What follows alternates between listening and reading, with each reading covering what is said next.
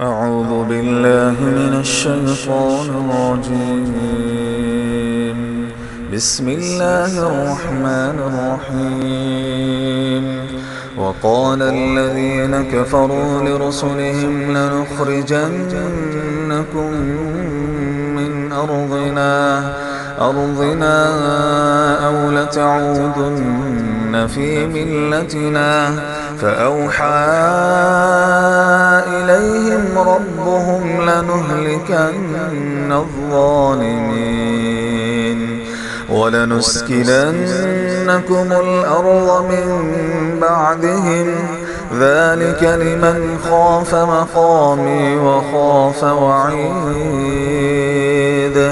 واستفتحوا وخاب كل جبار عنيد من ورائه جهنم ويسقى من ماء صديد يتجرعه ولا يكاد يسيغه